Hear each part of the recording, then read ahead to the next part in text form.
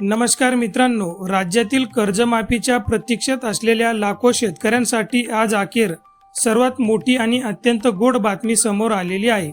राज्य शासनाच्या सहकार विभागाने 2 जून 2026 रोजी राज्यातील शेतकऱ्यांसाठी पुण्यश्लोक अहिल्यादेवी होळकर शेतकरी कर्जमुक्ती योजना सन 2026 चा अधिकृत शासन निर्णय म्हणजे GR जो आहे तो निर्गमित केलेला आहे।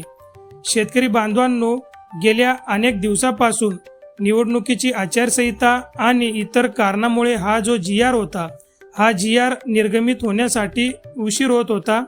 अखेर सरकारने हा ऐतिहासिक निर्णय घेतला आहे। आजच्या या व्हिडिओमध्ये आपण थेट स्क्रीनवरती हा सरकारी GR पाहणार आहोत आणि समजून घेणार आहोत की कोणती कर्ज पात्र आहेत, 2 लाखाच्या वर कर्ज असेल तर काय करायचं आहे, नियमित कर्ज भरणाऱ्यांना 50,000 कधी मिळणार आहेत आणि सर्वात महत्त्वाचे म्हणजे कोण पात्र आहेत आणि कोण अपात्र आहेत। संपूर्ण माहिती आपण अगदी सोप्या भाषेमध्ये या व्हिडिओमध्ये समजून घेणार आहोत, त्यामुळे तुम्ही हा व्हिडिओ शेवटपर्यंत नक्की बघा। GR मध्ये स्पष्ट नमूद केले आहे की ज्या शेतकऱ्यांनी 1 एप्रिल 2019 ते 31 मार्च 2025 या कालावधीत बँकांकडून किंवा सोसायटीकडून अल्पमुदतीत पीक कर्ज उचललं असेल तर आणि ज्यांनी 30 सप्टेंबर 2025 पर्यंत पीक कर्जाची थकबाकी होती, अशा शेतकऱ्यांना 31 मार्च 2026 अखेरपर्यंत परतफेड न झालेले कर्ज यात पात्र ठरलेले आहेत। मुद्दल आणि व्याजासह जास्तीत जास्त 2 लाख रुपयापर्यंतची कर्जमाफी जी आहे ती दिली जाणार आहे। यामध्ये आणखी एक दिलासादायक बाब म्हणजे ज्या शेतकऱ्यांचं पीक कर्ज नैसर्गिक आपत्तीमुळे पुनर्गठन किंवा फेर पुनर्गठन करून मध्यम मुदत कर्ज स्वरूपात झालं होतं, ते शेतकरी सुद्धा या 2 लाखाच्या कर्जमाफीसाठी पात्र असणार आहेत। अनेक शेतकऱ्यांचा प्रश्न असतो की आम्हाला 2019च्या योजनेत लाभ मिळाला होता, आम्हाला पुन्हा लाभ मिळेल का? तर GR नुसार ज्या शेतकऱ्यांनी 2019च्या योजनेचा लाभ घेतला होता पण त्यानंतर म्हणजेच 2019 ते 2025 दरम्यान पुन्हा पीक कर्ज घेतलेलं आहे आणि ते पीक कर्ज जे आहे ते थकलेलं जर असेल तर अशा शेतकऱ्यांना जास्तीत जास्त 50,000 रुपयापर्यंतची कर्जमाफी दिली जाणार आहे। अट एवढीच आहे की त्यांची एकूण थकबाकी 50,000 किंवा त्यापेक्षा कमी असावी। 2 लाखाच्या वर कर्ज असणाऱ्यांसाठी OTS योजना।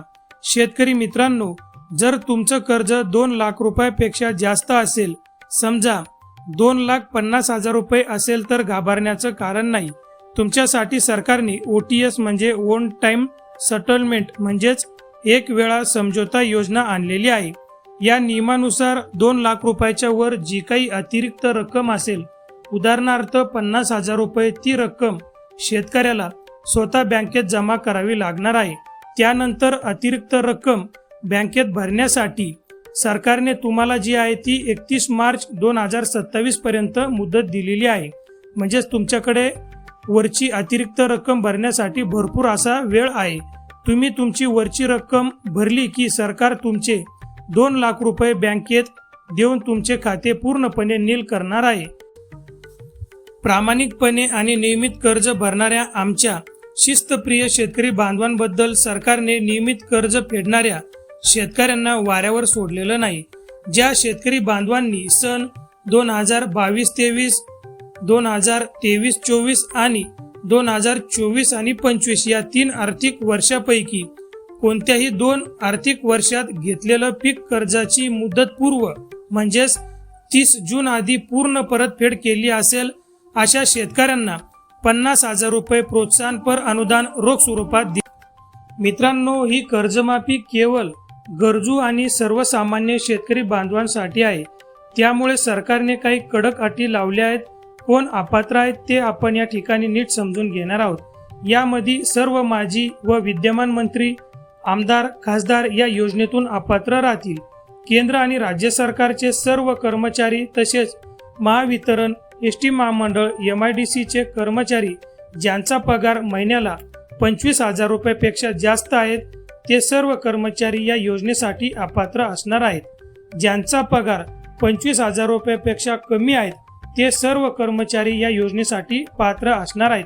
शेती सोडून इतर व्यवसायातून इन्कम टॅक्स भरणारे जे व्यक्ती आहेत ते ही योजना कोणत्या बँकांना लागू आहे? मित्रांनो, जर तुम्ही राष्ट्रीयकृत बँका, खाजगी बँका, प्रादेशिक ग्रामीण बँका, जिल्हा मध्यवर्ती सहकारी बँक किंवा गावाच्या विकास सहकारी सोसायटीकडून पीक कर्ज घेतलं असेल तर त्या सर्वांसाठी ही योजना लागू असणार आहे. पण इथे सरकारने एक मोठी आणि अनिवार्य अट घातलेली आहे. तुम्हाला या कर्जमाफीचा लाभ घ्यायचा असेल तर शेतकऱ्यांचे आधार प्रमाणीकरण म्हणजेच आधार KYC करणे अत्यंत गरजेचं असणार आहे. त्याच्यासोबत केंद्र सरकारच्या अग्रिस्टॉक डिजिटल शेतकरी मंचावरती नोंदणी असणे आवश्यक आहे. तुमच्या स्वतःचा फार्मर ID असणे बंधनकारक करण्यात आलेलं आहे. या नोंदणीशिवाय कर्जमाफीचा लाभ बँक खात्यामध्ये जमा केला जाणार नाही. तर शेतकरी मित्रांनो, असा हा पुण्यश्लोक अहिल्यादेवी होळकर शेतकरी कर्जमुक्ती योजनेचा संपूर्ण आणि सविस्तर GR आज प्रसिद्ध झालेला आहे.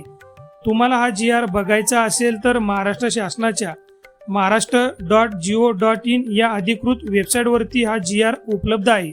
तसेच आपल्या या व्हिडिओच्या डिस्क्रिप्शन बॉक्समध्ये तुम्हाला मी या GR ची लिंक दिलेली आहे. त्या लिंकला क्लिक केल्यानंतर तुम्ही डायरेक्ट हा GR डाउनलोड करून स्वतः बघू शकता. मित्रांनो, या योजनेसंदर्भात किंवा आधार प्रमाणीकरण किंवा इतर अग्रिस्टॉकच्या अडचणीबाबत तुम्हाला काही प्रश्न असतील तर कमेंट बॉक्समध्ये कमेंट करून नक्की विचारा. व्हिडिओमध्ये दिलेली माहिती आवडली असेल तर व्हिडिओला एक लाईक करा, चॅनलला सबस्क्राईब करा आणि आपल्या शेतकरी बांधवांना हा व्हिडिओ जास्तीत जास्त शेअर करा. थांबतो. धन्यवाद. जय हिंद, जय महाराष्ट्र.